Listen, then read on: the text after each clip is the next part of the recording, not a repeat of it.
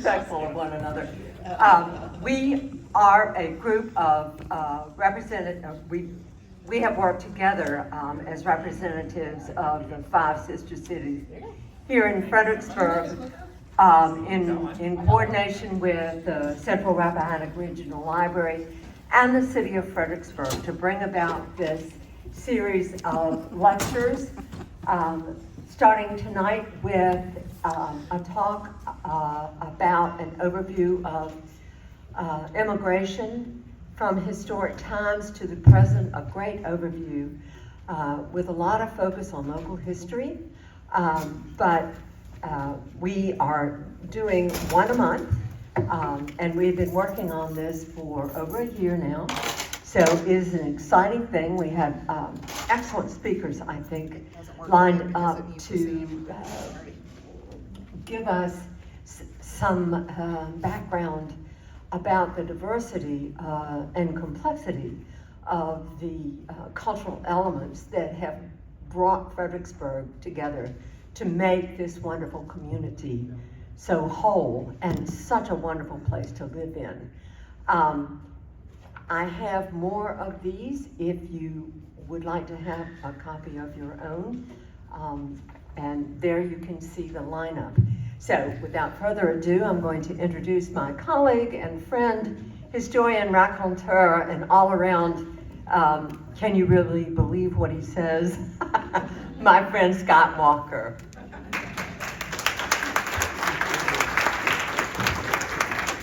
Thanks, Catherine. We've worked through the technical wizards. This began as an idea in a group meeting of representatives from all of our sister city organizations. And everybody's thinking of the 250th, and you think of George Washington. But we said there are other things that the rest of the world has brought, not just to this country, but even to our area specifically. Now these groups, we've had a French sister city group for 50 years, the Italian, German, Nepal has one, and Ghana. And we are sitting there and we think, you know, people from each of those countries have done something for the United States of America. And that's what this is intended to show you, and I encourage you, after tonight, to come back every month, and then it's going to skip a few months for the summer and in September, because you're going to see that there's more to history than George Washington. Now, look to either side of you and look at the person there. Imagine yourself in a mirror, and I'm going to ask everybody a question. Is there anyone of pure Native American blood here? Then guess what, folks? In your background, there's somebody that immigrated to North America, because they were the originals. And that's what I like to think, that we kind of forget that somewhere back there's someone that came here.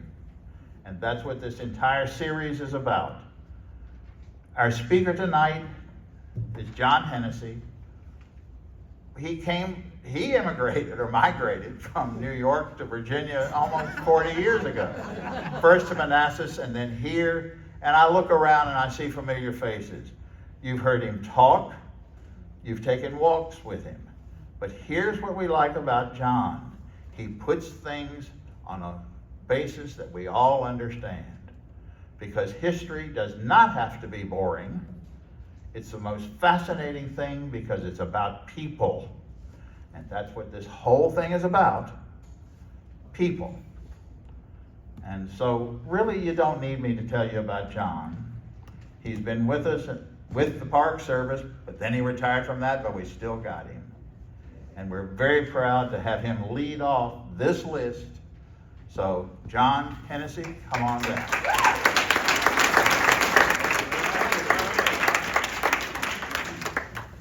Good evening, everybody. It's very nice to be here. I don't see all of you as much as I used to. And I'd say at least half the faces in here are familiar. And so it's very nice to see you. I'm excited to be here. I love talking about this community because I love this community. It has become my community, my home, and I have been welcomed here. Although not fully, I think you have to have at least 3 people in the cemetery to be really a native here. I'm thankfully a long ways away from that. But we have loved living here. In fact, we, in 2019, moved into town. So we're 22401 people these days, which is a big deal, I know, in Fredericksburg. So what I'd like to do tonight is, first off, where did the remote go? Do you have that? We don't have a clicker. Oh, we don't have a clicker? Okay, great, thank you. I'll figure that out. So, You should be able, John, you should be able to just put that up on the stand there, Ricky. I'm okay. I won't forget. So what I'd like to do tonight is talk about everybody who constitutes this town, past and present. Because none of them, of course, were born here. In their origins, at least back in the 1700s, 1600s or so. But let me start by saying, in the field of public history, which I have been in for my entire career, we always talk about relevance. It's been the buzzword for 40 years plus. Relevant. But how does what we're talking about then relate to what we're experiencing now? So I don't know if you can get a bigger chunk of relevance than the topic tonight, which is immigration. And my purpose is to provide an overview using our community as kind of a case study. Now, it's different than some places. Most immigration was focused in larger urban areas, especially early in American history. We didn't have that here. But my purpose is to kind of set up the speakers who follow, some of whom are absolute experts in the field, and I feel great comfort tonight knowing that if I don't know an answer to the question, I can just kick it down the road to the next one, which has never been an option for me. My focus tonight is not on the settlement of Virginia by the English, but rather the town's evolution and growth in the decades and centuries by those who followed those initial settlers. But before we leave the English colonists to the background, a significant point and a starting point for us. Columbus discovered America only in the eyes of those who had never seen it before. And of course, the English were not the first to come. When the English came, they encountered established societies, dynamic societies, moving various native tribes being moved around by each other, by conflict, by the needs of nature, by whatever impelled them at the moment. They held ancient, sometimes disputed claims to the land. Tribes in Virginia were in almost constant conflict over resources and land.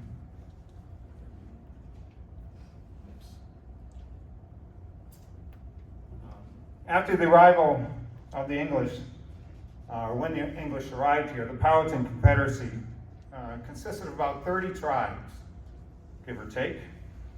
They existed largely in the Tidewater of Virginia. About 15 to estimates upward to about 22,000 people living in the Tidewater in the Powhatan Confederacy. And probably about 35,000 indigenous people living in Virginia at large. Of course, there was no census takers at the time. Those are estimates and not mine. By 1644, so 1607, Jamestown, 1644, there were about 8,000 English settlers in Virginia. Not until 1670, six decades after the English landing at Jamestown, did the number of European settlers in Virginia exceed the number of indigenous people who had been here in 1607. To give you a sense of the pace of changes. Now, in the face of this, invasion. Maybe a bit of a dynamic or pejorative word, but certainly one that applied to the perspective of most indigenous peoples. Virginia's indigenous peoples, tribes, Indians engaged in decades of resistance against the colonists, ranging from collaboration with the English, to negotiations, to violence with them, against colonists, against colonial governments, and the British Crown, all of whom attempted to dispossess them of their lands over and over again, and to suppress their cultures. By 1727, so 120 years after Jamestown's landing, the Virginia government stopped paying interpreters to talk to Indians. Not a punitive thing, but because the indigenous people had largely either been assimilated or had vacated or had retreated to enclaves within what would become the Commonwealth of Virginia. Many had learned English as well, those who had assimilated. Some had joined churches. Baptists were quite popular in the late 18th century among indigenous peoples, partly because indigenous peoples likely saw them as having some of the rebellious spirit that they possessed, because of course Baptists were invaders of a spiritual sort in this part of Virginia. The tribes of Virginia had largely been dispossessed of their lands. They'd been assimilated, killed in conflict, died of disease, many of them, isolated in enclaves or forced west. There were reservations created by treaty in Virginia, but by the late 18th century, late 1700s, only one reservation of about 18,000 acres for the Mattaponi and the Pamunkey survived. 4 other reservations that had been created by treaty had been slowly chipped away by colonial white settlers. The Wicomico, the Gingaskin, and the Nottoway, and the Kiskiak. Today, the Pamunkey Reservation is 1,200 acres. The Mattaponi have a newer 1894 reservation of 150 acres in Virginia. Other tribes have started the process of carving out lands they can call their own once again. And today there are 11 recognized tribes in Virginia, and there are at least 37 tribes that were once here that have no formal governing structure or entity in Virginia, although many of those retain some sort of cultural identity. The story in Virginia of the push west would be the constant theme of America's story for the next century and a half. And it's one that we have not reckoned with as a nation. Historian Edward Countryman, writing about the experience of Indians in Virginia, and I share this just as a backdrop so we don't forget. He said, "The glory of America did not come free. It had a price, and Americans ought to be comfortable enough with ourselves to recognize that the price and glory cannot be pried apart from each other." So as we go forward, let us remember that. So today, the issue of immigration in our nation is contentious. Will be polite. There is a cultural war over the issue going on in America. That was not always the case in Virginia or in America. When colonists desperately sought new people to come and help settle their land. But only certain people, and if they weren't certain people, only under certain conditions would they permitted to come. Virginia provided a system, or Crown did, through Virginia, called head rights, where a aspiring landowner could receive a grant of land for every new colonist that he or she attracted to Virginia. 50 acres for every head you brought in. But coming across the ocean was too expensive for most Europeans, of course, And so there evolved a way to get these colonists, new colonists or prospective colonists here. And that is a system we know as indentures. So indentures were extremely significant in the evolution of early Virginia. There were more indentured servants in the first century of Virginia than there were enslaved people.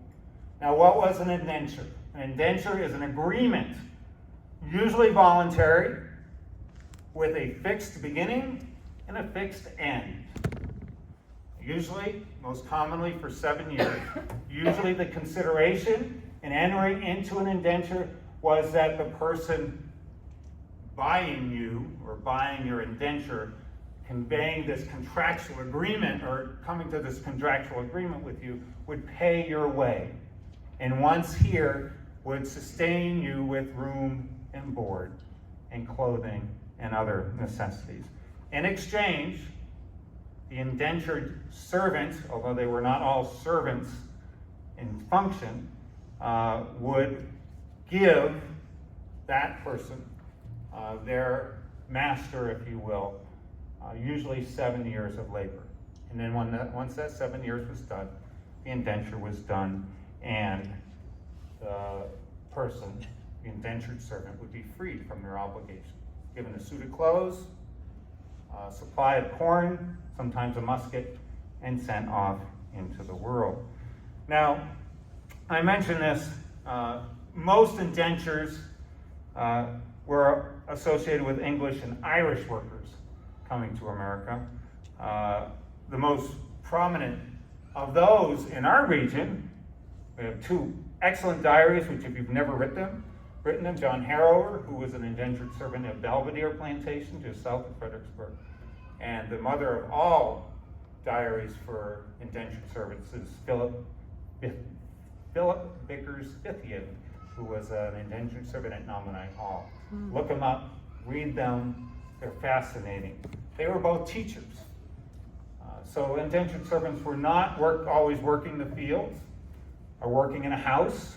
They had a variety of skills, much in the same way that over time enslaved people, the labors of enslaved people, diversified over time. The most famous influx of indentured servants into this part of Virginia was the Germanic colony, which came in two waves in 1714 and 1717, all from what we now call Germany. And mind you, at the time there was no place known as Germany in the 18th century. There were German states that would later come together and form what we know as Germany today. But there was, no one had on their birth records that they were born in Germany. They were born in Hanover, or one of the principalities in Germany. 40 miners came in 1714, helped build the fort at Germana, which is where Alexander Spotswood had his enchanted castle, the home in which he lived. Germana colony, today the Germana Foundation owns this property and the site of the enchanted castle, as well as some other properties. And is sustained in large part by the enthusiastic support of the descendants of the Germanic colony. The 1717 wave of 80 German indentured servants were actually hijacked by a ship owner who was initially to take them to Philadelphia, but decided instead to bring them to Virginia. Alexander Spotswood agreed to contract with them all and put them up for 7 years. And these are the people who helped to build what we know as Spotswood's Furnace today, maybe the most important industrial site in the Piedmont of Virginia in the first half of the 18th century. The remains of the site are still there. It's on private property. It's a fabulous, wondrously fascinating place that ought to be protected and in public ownership, and someday I hope it will happen. Now, these families dispersed after their indentures were done. In fact, the families that built Spotswood Furnace, conjectural view of that, dispersed into Madison County, founded a new church, a Lutheran church there called Hebron. Lutheran church, the oldest continually operating Lutheran church in Virginia, as a matter of fact. And the museum, Fredericksburg Area Museum, my wife used to have something to do with that organization, has the original Bible from the Hebron Church, the Germanic colonists, printed in 1729 in German. A beautiful, beautiful artifact that was on display just a couple of years ago. Now, fueled by the great demand for labor for tobacco cultivation in Virginia in the 17th century, indenture, as I mentioned, was the primary means of securing labor from overseas. And it was still used in the 18th century, not as much. And even after the American Civil War, many young African Americans, especially children, who were freed with the war, were trained by engaging, having their parents or them, or a guardian, contract an indenture after the Civil War to train them in some sort of trade. The primary job of the Freedmen's Bureau after the war was to watch over these contractual agreements between white farmers and African American laborers, which were often not carefully followed, as you can imagine, by the white farmers at times. Now, agents overseas in the 17th and early 18th century recruited indentured servants to come to America, and then they sold these indentures to farmers, industrialists, plantation owners here in Virginia. As I mentioned, indentures were usually voluntary, not always, usually 7 years, although sometimes children would be indentured for longer. Now, just like with slavery, Virginia developed laws to support the institution, the practice of indentured servants.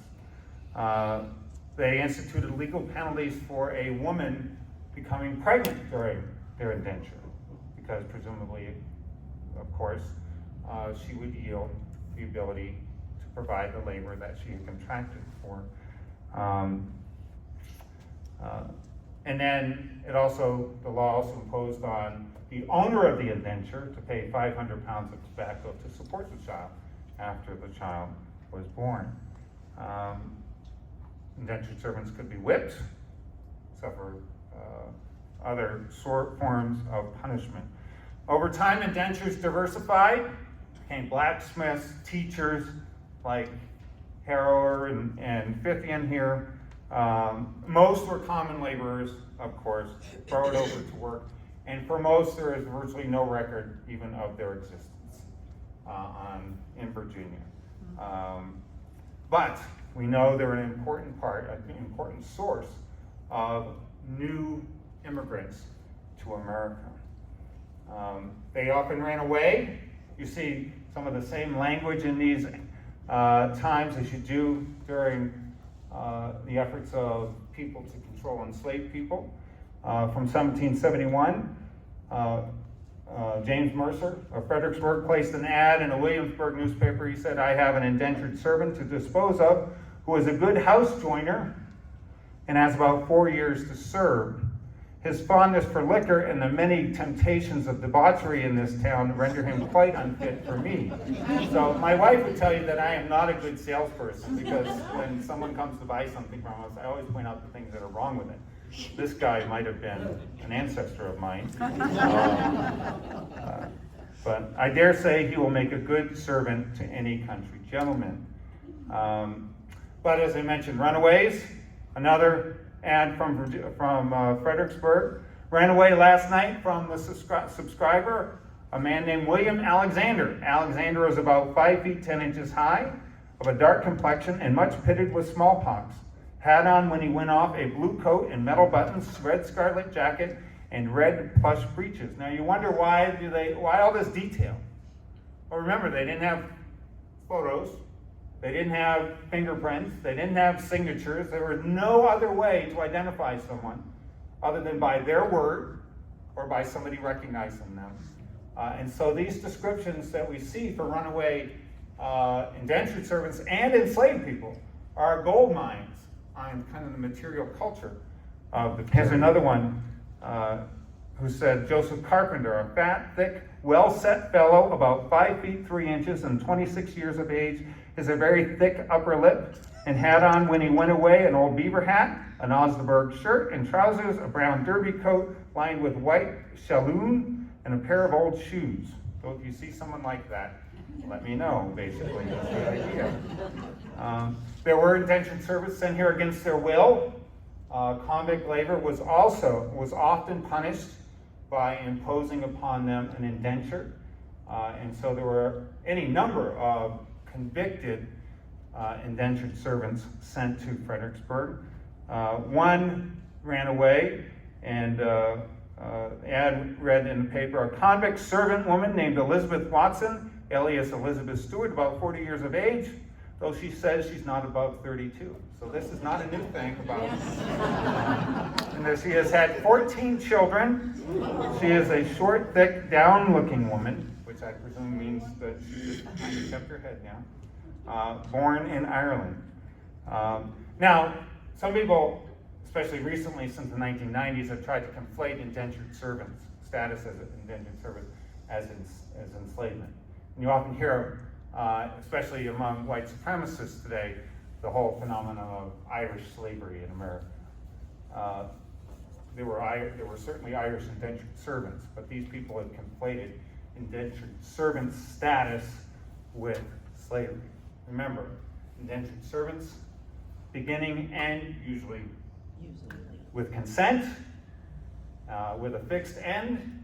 Slavery, of course, based on race, and was sustained not over a lifetime, but over generations of families.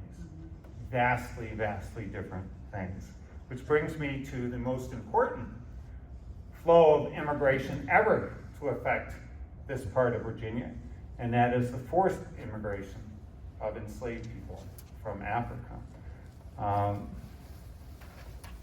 The demise of indentured servancy, or the kind of drying up of supply of people willing to engage in it, gave rise to an accelerated effort among Virginians to institutionalize enslavement for African Americans, or Africans actually, because many of those brought here, there was nothing American about them. They were purely African from the west coast of Africa. Sold down the river had meaning in Fredericksburg. We've heard that phrase. It's a term of betrayal, used today, colloquialism for betrayal. I was sold down the river.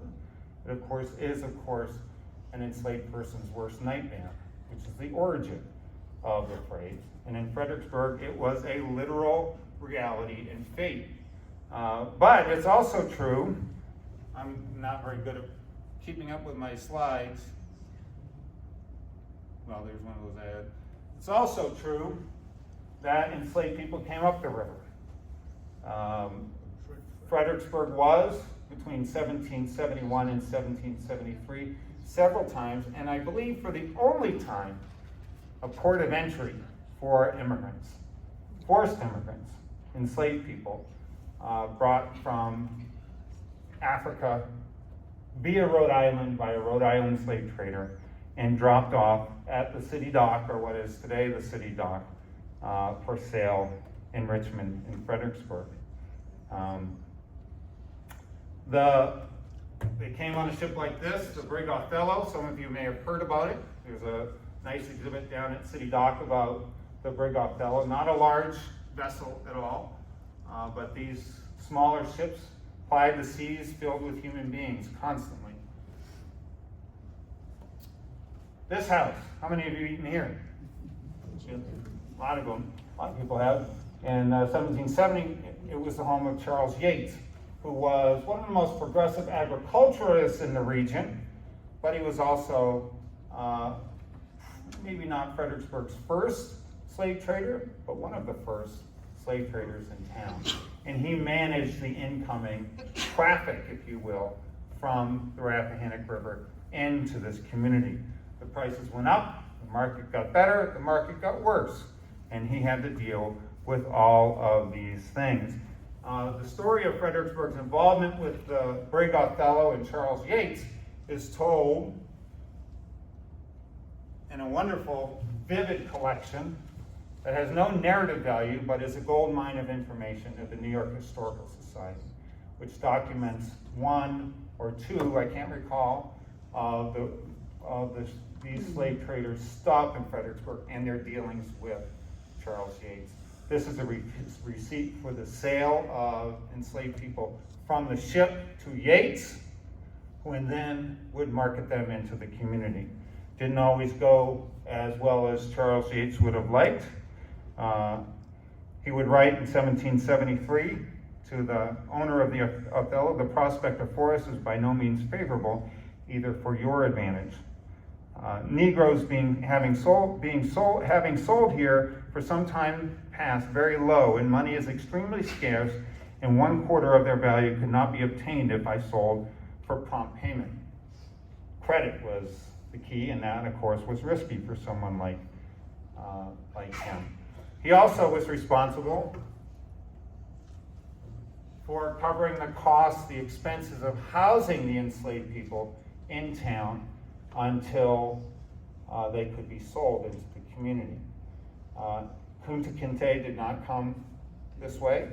Kunta Kinte, of course, is kind of a symbolic person, but there were many enslaved people who experienced similarly the experiences described in Ruth. But this is a receipt for some of the expenses, and I would just of lodging people. And at this point in Fredericksburg's history, they were generally lodged in homes or residences or in quarters owned by local residents. And there's items on here for food and for board. And if you notice on the bottom, there's the last line is for the burying of 2 Negroes. There's a line item for that as well. Later on, of course, slave traders would build or develop jails in this community.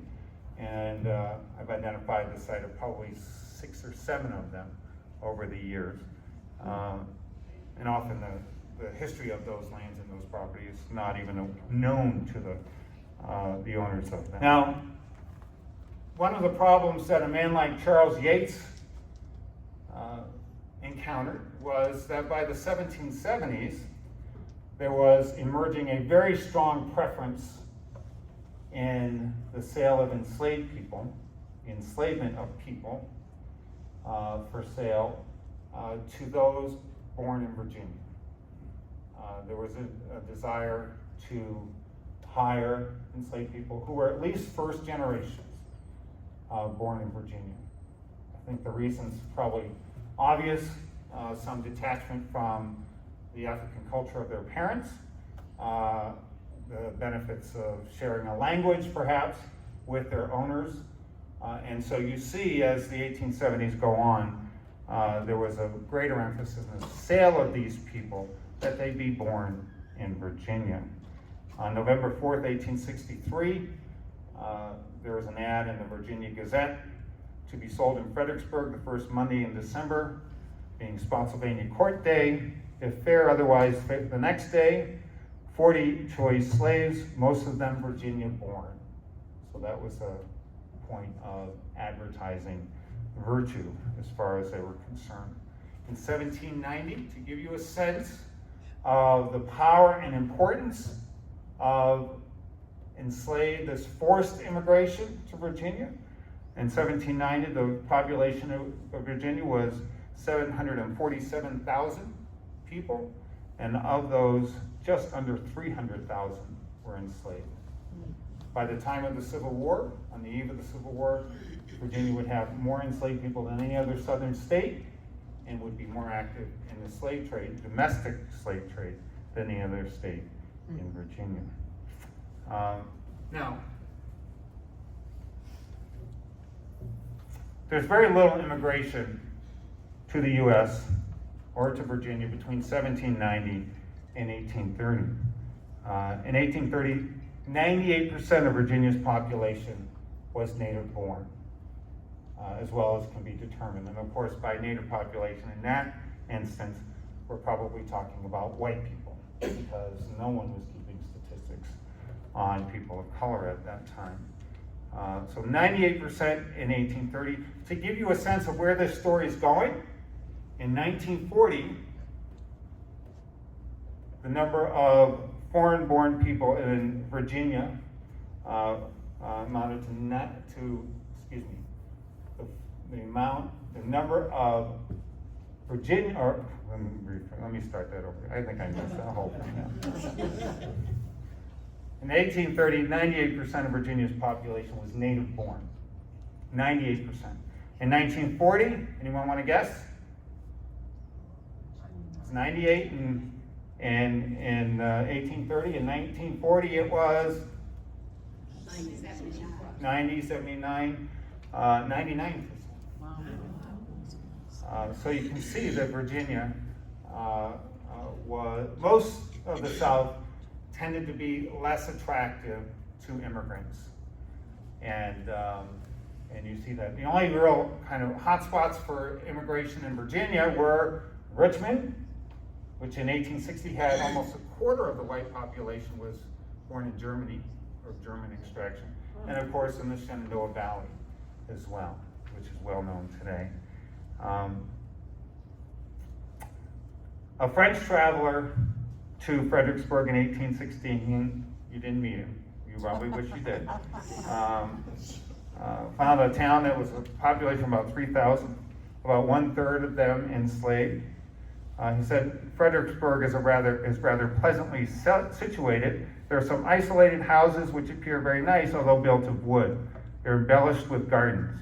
But the charm is soon dissipated by the thought of a dirty sky, a wicked climate, a humid soil, a dreary solitude, badly formed manners, crude usages, religious fanaticism, a democracy which is unbearable in the great mass of the white inhabitants, and by the lack of an advanced society of good taste and tone enriched by urbanity. Well, Catherine Willis has fixed that all by herself.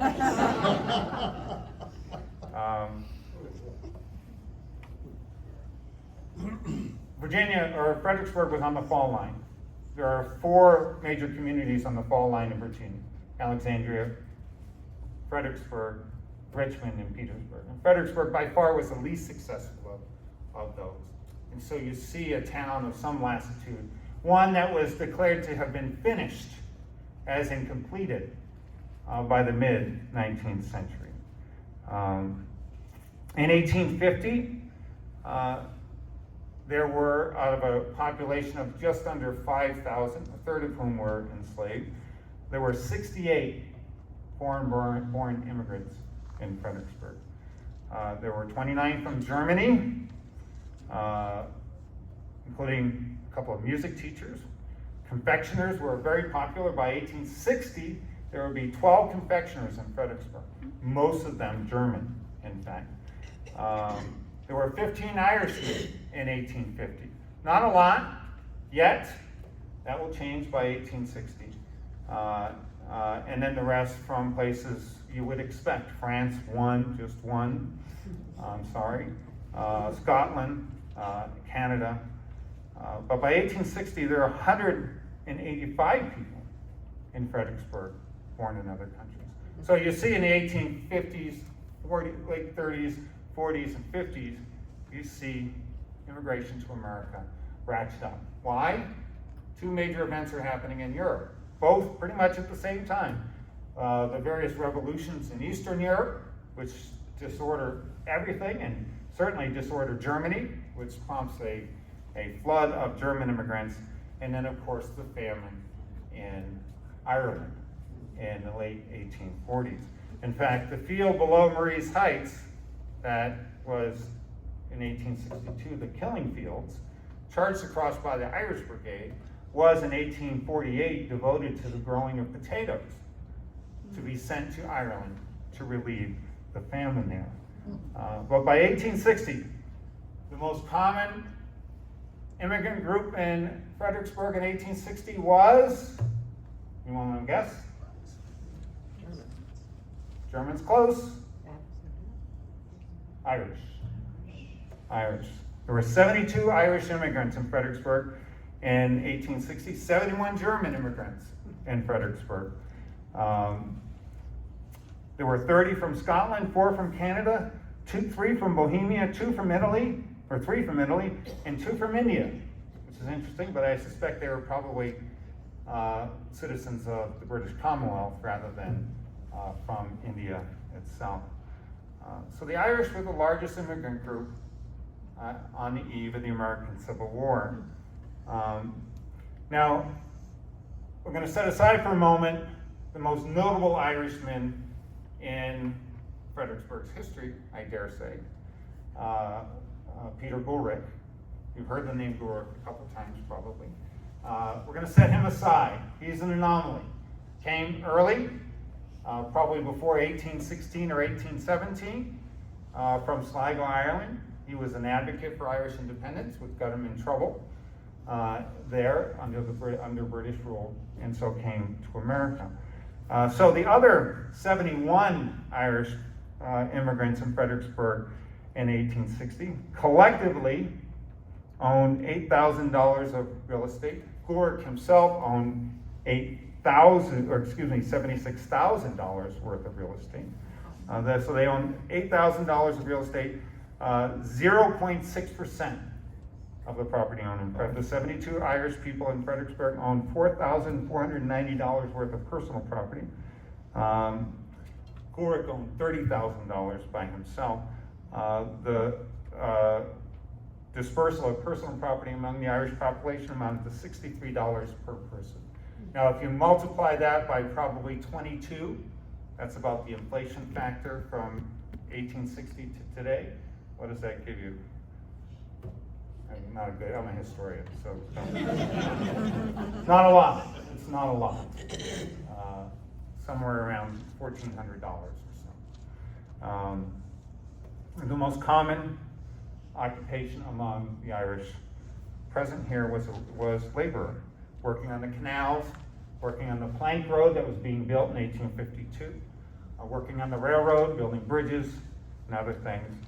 In fact, their work is still visible in this community. This is a wonderful roadbed I bet none of you have ever seen. It is the road down to Richards Ferry in Stafford County, which is just a beautiful piece of dry laid stonework, almost certainly done as part of the construction of the canal, and almost certainly done by Irish laborers. We have a whole canal system on this side of the river, or a navigation system with locks, 39 locks, most of which were built by Irish laborers as well. Now, during the course of my recent research on all of this, I made a kind of interesting discovery that I want to share with you a little bit. In 1860, more than 1/3, I was going through the census, and I realized that more than 1/3 of the Irish men in Fredericksburg lived in one place. I was kind of curious where that was. First, I thought it was the Union House, which stood right out in front of this place, but I soon discovered that that was not true. Instead, it was the boarding house of a woman named Elizabeth Byrne, B-Y-R-N-E, McDougall. And that boarding house stood exactly where Brock's restaurant stands today. She immigrated from Ireland in 1829. She's a remarkable woman, probably the most successful immigrant woman in Fredericksburg's history, or at least 19th century history. Moved to Fredericksburg in 1835, and in 1840 she acquired the land next to what at that time would be the railroad bridge, just newly constructed along Sophia Street. Her husband would abandon her in the 1850s. Now, I'm going to show you that. There's the general picture of that part of town, and I'm going to zoom in a little bit, and I hope it's legible to you. But I found a description of her boarding house. It was described as being 18 by 16 with an attached shed, also 18 by 16. The main house was 2 stories, and it stood just above the railroad. And so, now the panorama that I showed you, the Saxe panorama from 1856, is not very reliable in some areas of town, it's quite good in others. But once in a while, for some reason, the person who did the panorama, something caught their eye and they got the detail right. And so, in this, there is, I'll describe it to you again, a 2-story dwelling, 18 by 16 with an attached shed. You can see the shed dormer on the side of the building over there, and it's just above the railroad. Now, when the census taker came to the house in 1860, as I said, he counted 26 people living in this. This is 864 square feet of space. 26 people, almost all of them Irish, most of them men. More than a third of the Irish male population of Fredericksburg lived in that house. All good friends. You can see, and we can all be thankful if you look closely, there does seem to be a privy off the side of the building as well, although that's not mentioned in the records here. But it's a remarkable place.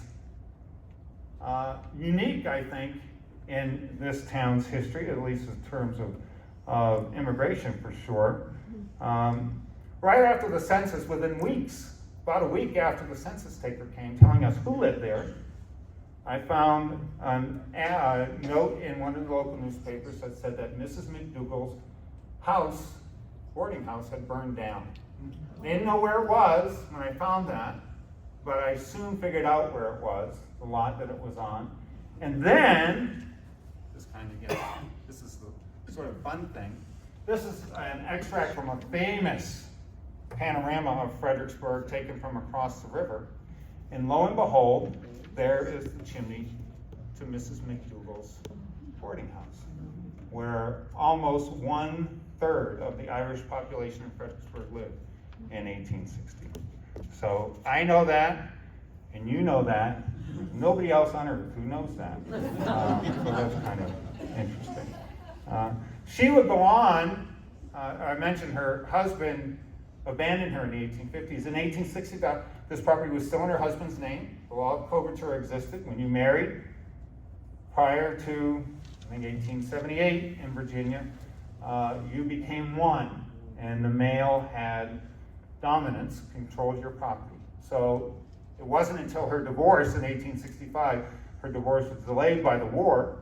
She got it in 1865, and then all of her properties reverted to her name. She would eventually build a small landed empire in Fredericksburg. By far, in fact, I suspect that on her own hook, she wasn't the wealthiest woman in town, but she was the most successful businesswoman in town in the 3 decades after the American Civil War. When she died in 1891, the Freelance Star gave her about 6 inches, which was very unusual for a woman, and called her one of the most widely known citizens in town and one who had amassed a handsome fortune to be divided among her heirs, the Gately family. I don't know if there are any Gateleys left in Fredericksburg. They don't appear in the census after 1910 or so.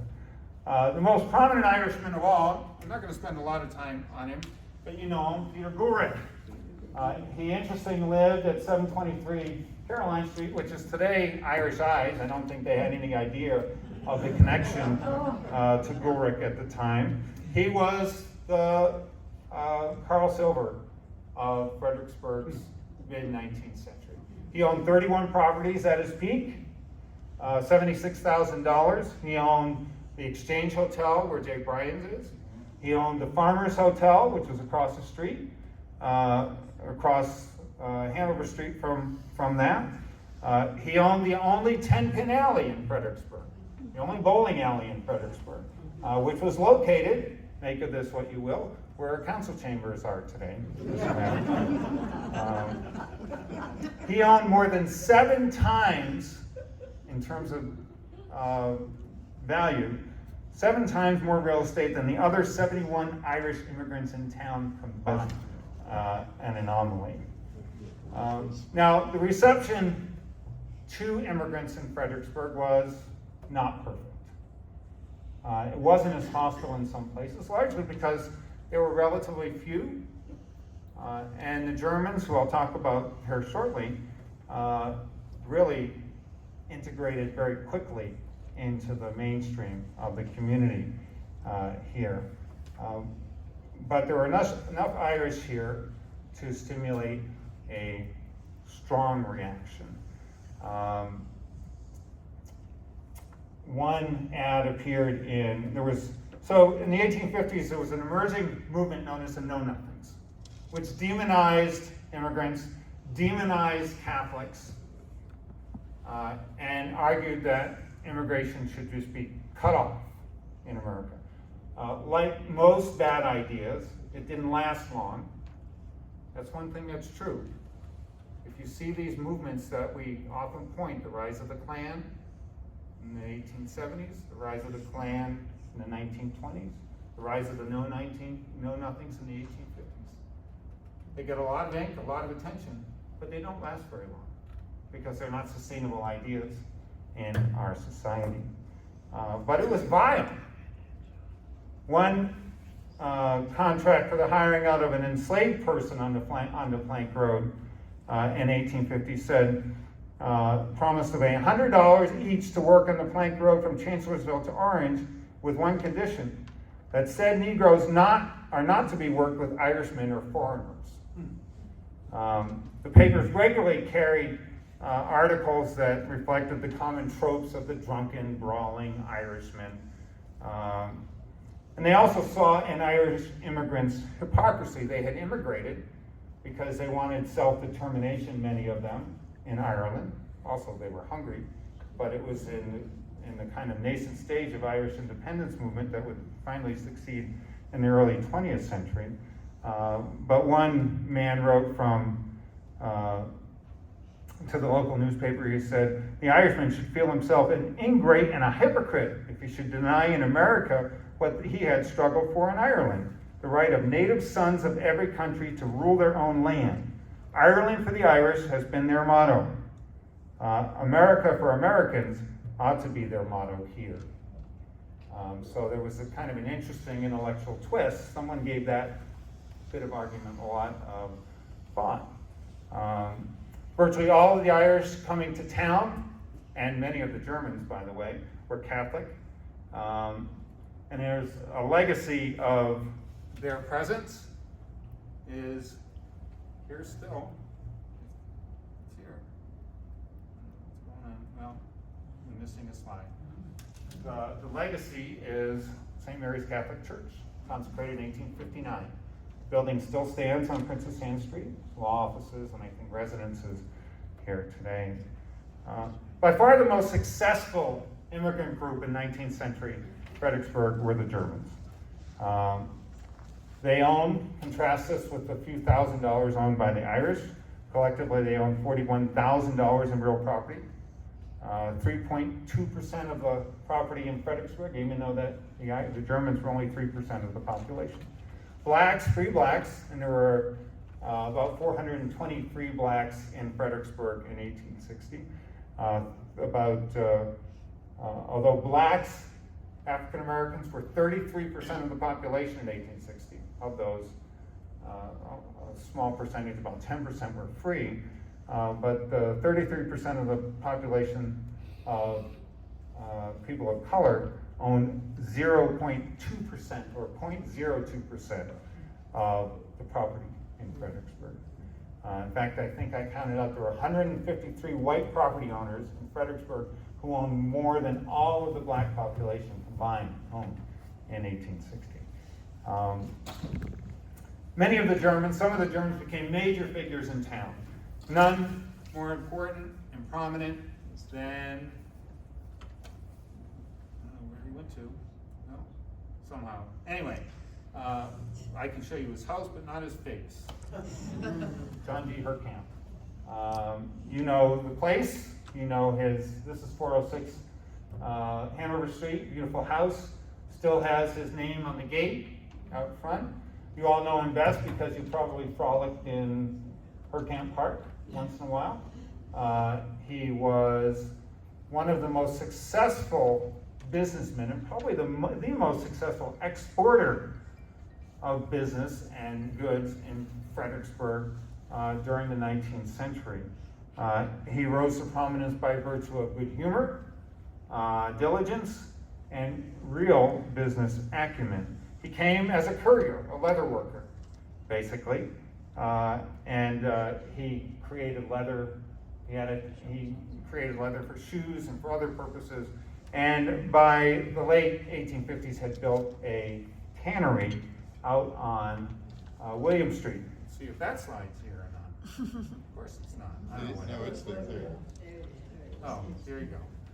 So if you're orienting on there, you can see William Street's to the right.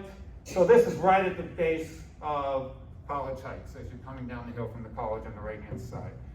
Just below where that apartment complex is today is where Hurricane's Tannery was. One of the most successful businesses around, certainly one of the worst polluters around as well. They used all sorts of nasty things to make their stuff. Within 2 years, it covered an acre, this was drawn in 1856 or so. 50 vats using 10,000 gallons of tanning liquid each day. And sumac was the basis for the tanning liquid. And his products helped break the Italian law on tanning in America and the use of sumac. And his products were exported to the one place on earth Catherine Willis would probably go tomorrow to buy some if they were available, France. He won an award in France after the war for the quality of his leather, and became really, as far as I know, the first true exporting business in Fredericksburg. Hurricane Park, he would serve on city council after the war. In fact, after the war in 1871, there were 7 members of council, and 3 of them were born elsewhere than in the United States of America. 2 were German, and 1 was born in Ireland. Patrick McCracken, born in Ireland. No, there is no citizen more worthy and none whose private enterprise has exceeded that of Mr. H. He's an officer on various banks, elected the council. His tannery burned repeatedly, but each time he rebuilt. He headed up the effort to create a park on the old burial ground, which we now know as Hurricane Park. And what most of you don't know, I suspect, is that the contract that the town, the city, put out in 1874, if I remember correctly, called for the clearing of the cemetery by removing the stones. So when you have your romantic moments lying on the grass at Hurricane Park, the bodies are all still there. He died in 1886 and is really one of the more beloved figures in Fredericksburg's history. And certainly the kind of paradigm of how the German immigrants in this town integrated their way into this society. The German ball started in 1866. Do we still do the German ball here every year? When did that end? I think in the 90s. Was it sometime in the 90s? I think I was here for maybe the last one of them. There were other Germans here, and I'll just show you some of their sites if my thing works. Edward L. Heineken was a confectioner. His shop stood on the 300 block of William Street, Commerce Street at that time. This is a wartime picture showing Union troops and relief workers in front. And if you look really closely, assuming this works, which is not, it seems I've got every other slide for some reason. You can see under the window E.L. Heineken. He left a vivid account of his experience during the Civil War, but also an indicator of how connected he became to the town. He described the loss and the carnage here, especially the Union looting. And then he wrote later, he said, "For all this loss, we considered ourselves amply repaid when we viewed the thousands of enemy corpses upon the battlefield." Now that's an alliance of suffering and hate for sure. Henry Ebert's house, that's here. Stood at the corner on the left-hand side here, the corner of Sunken Road and Kirkland Street, which is no longer a functioning street. The house site is marked out there. Ran a grocery out of the house and a confectionery as well. And old-time Fredericksburgers will remember stopping at Ebert's store even into the 20th century. John Henry Meyer, another German immigrant here, seen here with his children. He was responsible, and his partner Francis Brule built Germania Mill just north of town, and whose successor buildings are still, some of them are still standing. I think we're not going to get this. Oh, no. You can see what happened to the original mill in the 1870s.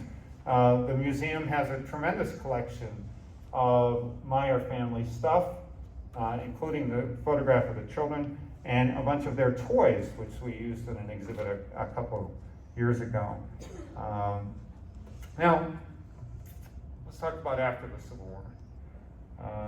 After the war, Fredericksburg embraced the concept of the idea or the importance of immigration anew. One newspaper in the 1870s said, "Would that we had a dozen her camps among us." The town certainly tried. They created an immigration society in 1868, both to recruit overseas. They had agents in Germany. By now, the town had decided it really liked having Germans come to town, but they also recruited Yankees from the north to come down here actively. So when you hear disparaging things about carpetbaggers here, in this area, most of them were invited and indeed recruited to come down here, and there were a lot of them. Now, the 1850s would be the heyday of immigration in Fredericksburg. By 1910, only 94 out of 5,874 residents were born outside the U.S. By 1910, there were 23 Germans. Remember, there have been 72. 18 Irish. There have been 72 or 71. England, Scotland, Wales, 17. This is 1910. Italy, 6. Greek, 5. By 1920, there's about 20 Greeks here, and they would leave a lasting impact on the community, mostly in the form of eateries here that existed for quite a long time. In 1910, Fredericksburg had an immigrant population that amounted to 1.6% of the total town's population, above average for Virginia.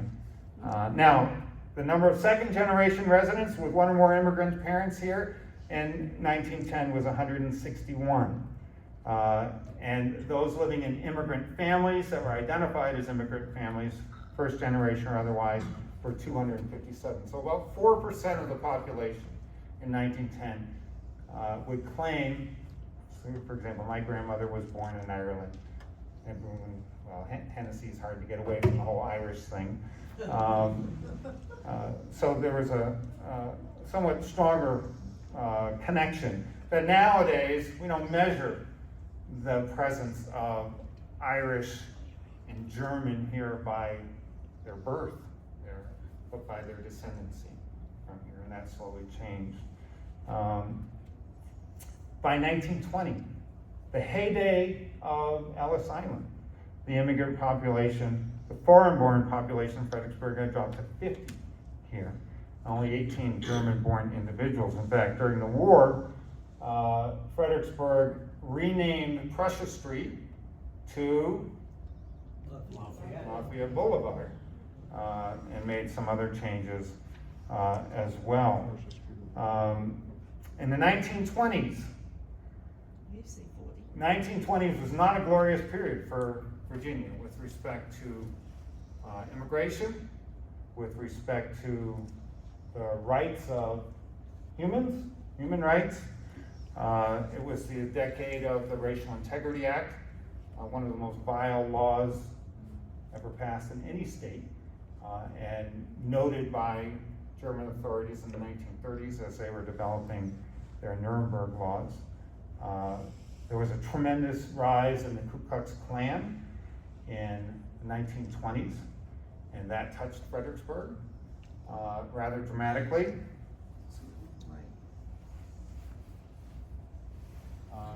In 1926, armed with a resentment toward immigrants, African Americans, and Catholics, the Klan rose to unprecedented heights, far larger than it had been in the immediate post-war period. A different animal, not carrying nooses so much, but people like us who joined up. 5,000 people attended a Klan rally at the fairgrounds up in the north end of town, where the fairgrounds subdivision, I don't think they call it the fairgrounds subdivision, but along Riverside Drive is where the fairgrounds were. 5,000 people attended in July of 1926. There was a parade through town of 500 Klansmen, hoods and all, some of them local, without question. And all we can say is that this was not a Klan with the snarled faces and the ropes in their hands. This was the Klan of your next door neighbor and your doctor. And a very different animal, but definitely an agent of exclusion, demonization, and certainly institutionalized white supremacy. Again, bad ideas die quickly in America generally, and this iteration of the Klan faded rather rapidly. It never went away entirely, and certainly the sentiments have never gone away. We still hear some of them today, but the Klan would never rise so high again, although it would certainly become notable in the 50s and 60s. In 1940, there were only 64 Warren residents in Fredericksburg, about 1%. And that was pretty consistent with Virginia statistics statewide. And in 1970, only 1 in 100 residents of Virginia were born outside the country. And that 1% number has been consistent pretty much for probably 150 years. It certainly has been here in Fredericksburg. By 1990, 5% of those living in Virginia were foreign born. And today the number in Virginia is about 12%. In California, it's 27 or higher. In New York, it's 22%. In South Dakota, it's 2%. As of 2023 in Fredericksburg, about 2,700 residents in Fredericksburg were born in other lands. That's 12% of the local population, up from 9.2% in 2010. And today, 50% of the residents of Fredericksburg identify as white. That, by the way, is a higher number who identified as white than did in Spotsylvania County in 1860, where 60% of the population were people of color, most of them enslaved. So I point that out simply to point out the precedent for that. According to Pew Research, by 2065, Asians will be the largest ethnic group in the United States, and there will be no ethnic minority or majority in the United States of America. My point is that we are witnessing an unprecedented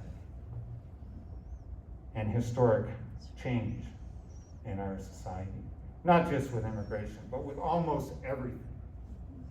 And I would postulate to you, kind of looking over the span of our history, trying to understand closely what's going on in our world right now, the change happening in our society is coming so fast that we cannot process it. We don't have the institutions to move quickly enough to satisfy people. I think that's a lot of what we're hearing right now from people.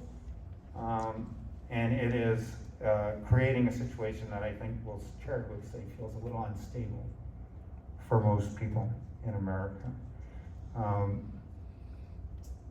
Immigrants are no longer concentrated in big cities as they used to be. They are now in every community, in our community. They're no longer a tiny percentage of population in a place like Fredericksburg. We all know them. Anita is from Bosnia, a refugee of war. My dentist fled from Cuba, a refugee of oppression. We all know these people. And I dare say all of us who know immigrants probably love some of them in some fashion. Some see this change as a question of identity. Others a question of humanity, compassion, and generosity. And reconciling those two things is a challenge unlike anything faced by our predecessors. So we're not trying to reconcile those things tonight, but I will say, and I will close with this. While laws and policies that shape immigration are made at the national level, immigrants to our country live at the local level. They function at the local level. Their communities are our communities, and ours are theirs, and shape their daily worlds, and they very much shape ours in so many ways that we can hardly even count. And as we've seen in Fredericksburg,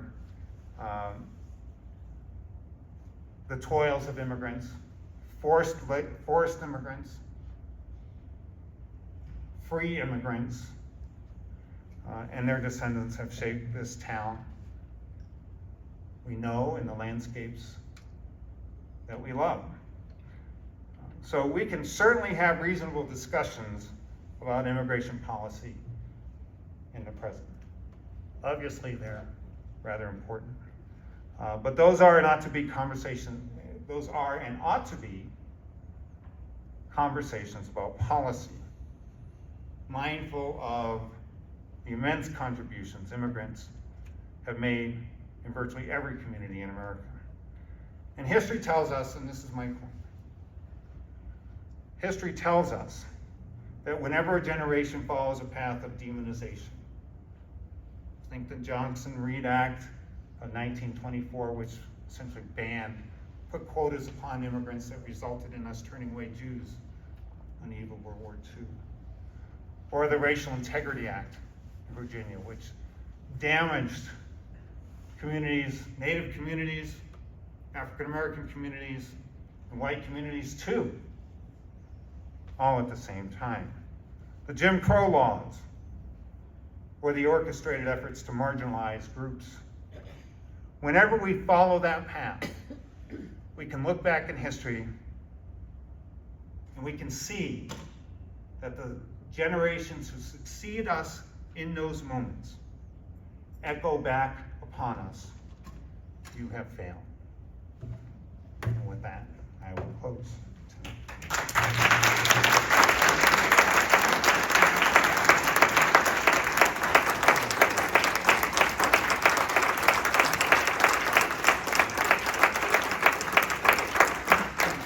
Questions? If Scott will allow it. Yes.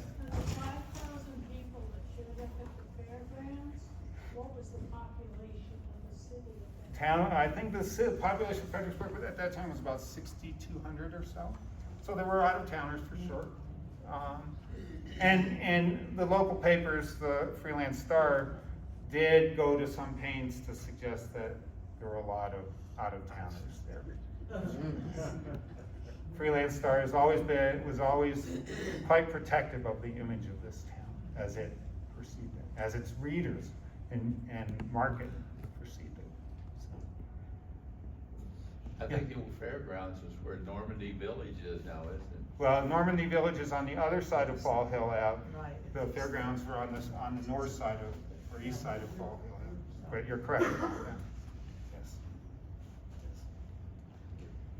All right, thank you all very much. Oh, Mr. Kravitz, nice to see you. Nice to see you. Your question? When is your next book? Oh, well, my next book is actually Rebecca Campbell Light's book. I've been helping her finish a book that she's been working on for about 20 years. And so as soon as I'm done with that, then I'll get to my own stuff. My own stuff is going to be a book about Fredericksburg from 1850 to about 1875, and the experience of the people who lived. Thank you, thank you, John.